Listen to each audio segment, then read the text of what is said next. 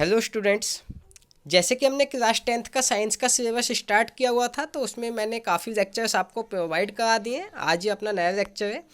इसमें अगर हम बात करें तो इससे पहले मैंने आपको टाइप्स ऑफ केमिकल रिएक्शंस तक बता दिया था। यानी कि अगर मैं कहूँ तो आपको combination, decomposition, displacement, double displacement, चारों तरीके की रिएक्शंस आपको एक्सप्लेन कर दी थी। उनके टाइप्स भी मैंने आपको बता दिए थे। ठीक है, तो कल हम न्यूट्रलाइजेशन रिएक्शन ख़त्म कर चुके थे अपनी। आज हमने डिस्कस करना है अपना ऑक्सीडेशन एंड रिडक्शन, जैसे कि कल मैंने आपको बताया भी था। ठीक है, कल आज हमें फाइंड आउट डिस्कस करना है ऑक्सीडेशन एंड रिडक्शन। तो अगर हम ऑक्सीडेशन एंड रिडक्शन की बात करें तो दोनों अलग अलग टर्म्स हैं, तो दोनों की डेफिनेशन अलग अलग होगी। क्या होगी वो देखते हैं। अगर अच्छा, उससे पहले मैं आपको बता दूं, मैंने कल भी ये चीज़ बताई थी, आज भी दोबारा से बता रहा हूँ कि अगर आपको अपनी लाइफ में साइंस स्ट्रीम से स्टडी करना है तो ऑक्सीडेशन एंड रिडक्शन को ऐसा टॉपिक मान के चलना कि ये लाइफ में कभी पीछा नहीं छोड़ेगा आपका। ठीक है, यहाँ से स्टार्ट हो रहा है और जहाँ तक आप अपनी स्टडी को परस्यू करोगे वहाँ तक आपके पीछे लगा रहेगा। जहाँ साइंस होगी वहाँ ऑक्सीडेशन और रिडक्शन होगा ही होगा। ठीक है, ये याद रखना। तो अगर हम आगे बात करें तो सबसे पहले हमें देखना है ऑक्सीडेशन क्या है। तो ऑक्सीडेशन क्या है देखते हैं। The addition of oxygen to a compound, यानी कि किसी भी कंपाउंड में ऑक्सीजन को ऐड करना, या रिमूवल ऑफ हाइड्रोजन, हाइड्रोजन को रिमूव करना फ्रॉम द कंपाउंड, कंपाउंड से, इज नोन एज ऑक्सीडेशन। यानी कि ऑक्सीडेशन ऑक्सीजन को ऐड करना या हाइड्रोजन को रिमूव करना, ऑक्सीजन को ऐड करना या हाइड्रोजन को रिमूव करना क्या कहलाता है? ऑक्सीडेशन कहलाता है। ठीक है, ये क्या कहलाएगा? ऑक्सीडेशन कहलाएगा। इसके आगे अगर हम बात करें तो देखो, इन जनरल टर्म्स हम 4 पॉइंट्स को कंसीडर करते हैं ऑक्सीडेशन में। कैसे देखते हैं। देखो, एडिशन ऑफ ऑक्सीजन होगा ही होगा। अगर ऑक्सीजन ऐड हो रहा है तो वहाँ ऑक्सीडेशन होगा। या hydrogen of removal of hydrogen, hydrogen remove हो रहा है तो भी आपका ऑक्सीडेशन होगा। ठीक है, अगर इलेक्ट्रॉन्स रिमूव हो रहे हैं उसमें से, इलेक्ट्रॉन्स रिमूव हो रहे हैं उसमें से,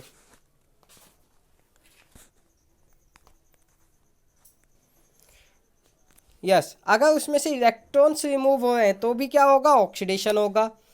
अगर आपका ऑक्सीडेशन स्टेट या ऑक्सीडेशन नंबर जिसको बोलते हैं वो इंक्रीज हो रही है तो भी आपका क्या होगा? ऑक्सीडेशन होगा। अच्छा, अब अगर हम इसकी बात करें थर्ड और फोर्थ पॉइंट की, तो देखो ये अभी आपको हो सकता है अभी आपको समझ ना आए। क्यों? क्योंकि इसमें क्या होगा आपका, ये आपका अभी 11th क्लास में समझ में आएंगे, अभी सिलेबस में नहीं है ये। इलेक्ट्रॉन्स कैसे ऐड किए जाते हैं या आप ऑक्सीडेशन स्टेट क्या होती है, वो सब आप अभी 11th में पढ़ोगे। ठीक है, बट फिर भी अगर कोई बाई चांस कोई आपसे आपका जूनियर या सीनियर या कोई भी एज अ गेस्ट आपसे कोई पूछ ले या कोई भी वाइवा में पूछ ले आपसे, तो आपको पता होना चाहिए कि 4 पॉइंट्स हम जनरली कंसीडर करते हैं ऑक्सीडेशन में। बाकी के कई पॉइंट्स होते हैं जो आप हायर क्लासेज में पढ़ते हैं, लेकिन अभी फिलहाल के लिए आपको 4 पॉइंट्स पता होने चाहिए, जिसमें से ऊपर वाले 2 तो आपके सिलेबस के हैं ही हैं। ठीक है, नीचे वाले 2 आपके सिलेबस के नहीं है, फिर भी मैंने आपको बता दिए ताकि अगर कोई पूछे तो आपसे ऐसा ना हो कि आपसे बताया नहीं गया। ठीक है, अच्छा, अब देखो एक एग्जाम्पल देखो। जैसे यहाँ पर कॉपर है, यहाँ पर कॉपर है आपका, और कॉपर ऑक्सीजन के साथ रिएक्शन करके क्या बना रहा है? Copper oxide. तो अगर मैं यहाँ पर बात करूँ तो देखो, यहाँ पर खाली कॉपर था, यहाँ कॉपर के साथ क्या लग गई? ऑक्सीजन लग गई। यहाँ कॉपर के साथ क्या लगी? ऐड हुई है, ऑक्सीजन ऐड हुई है। तो हम क्या बोलेंगे? इसको ऑक्सीडेशन हुआ है। क्या हुआ है? यहाँ पर ऑक्सीडेशन हुआ है। क्यों? क्योंकि यहाँ खाली कॉपर था, कॉपर में क्या लग गई?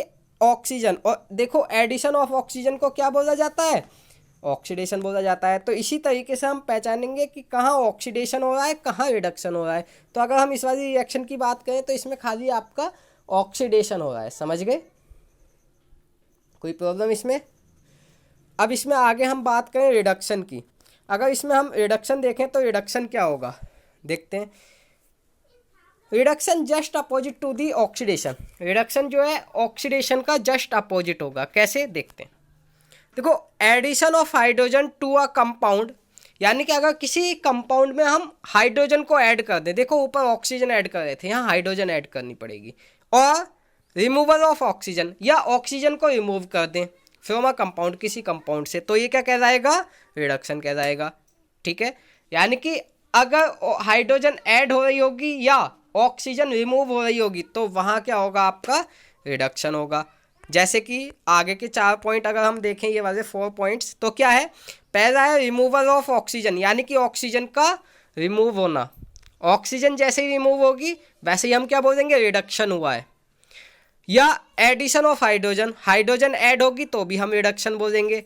या addition of electrons, electrons add होंगे तो भी हम रिडक्शन बोलेंगे। और अगर ऑक्सीडेशन स्टेट में डिक्रीजमेंट आएगा या ऑक्सीडेशन नंबर में डिक्रीजमेंट आएगा तो भी हम क्या बोलेंगे, एज अ रिडक्शन बोलेंगे। ठीक है, अच्छा वही सेम बात, ये नीचे के 2 जो पॉइंट हैं आपको अभी क्लास 11th के हिसाब से हैं, तो ये आपको समझ नहीं आएंगे, लेकिन आपको याद होने चाहिए कि भाई अगर ये दोनों चीज़ें होंगी तो ऑक्सीडेशन होगा या रिडक्शन होगा। कभी कभी एज अ MCQ पूछ लेते हैं।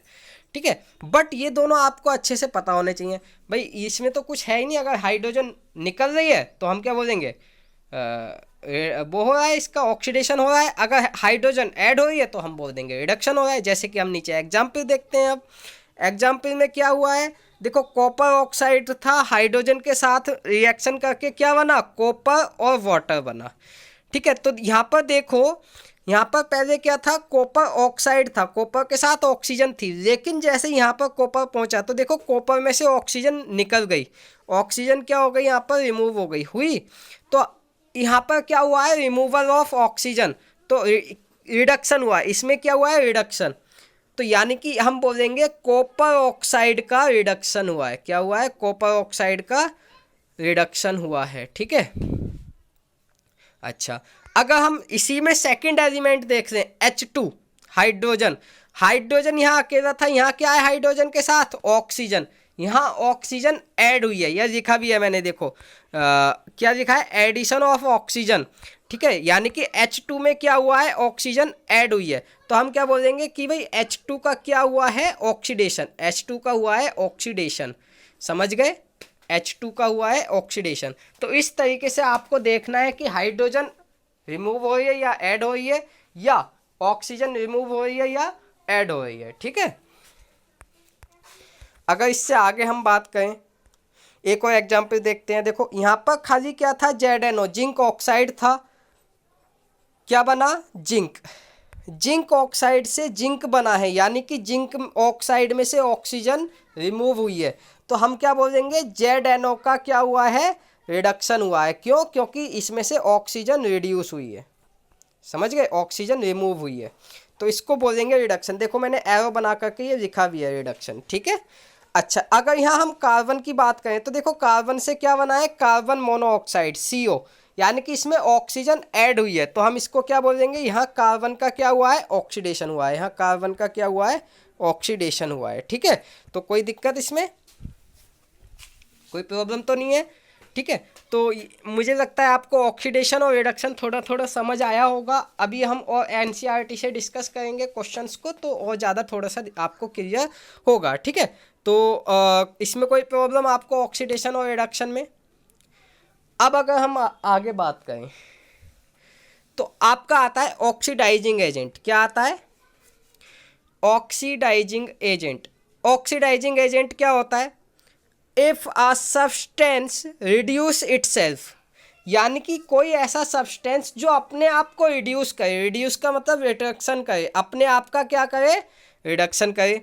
If a substance reduces itself, यानी कि अपने आप का रिडक्शन करे, and to oxidized another substance, दूसरे सब्सटेंस को ऑक्सीडाइज कराने के लिए, यानी कि कोई ऐसा सब्सटेंस जो अपना खुद का रिडक्शन कर दे और दूसरे का ऑक्सीडेशन करा दे, उसको बोलते हैं ऑक्सीडाइजिंग एजेंट। अपना रिडक्शन कर दे, दूसरे का ऑक्सीडेशन करा दे, उसको बोलते हैं ऑक्सीडाइजिंग एजेंट।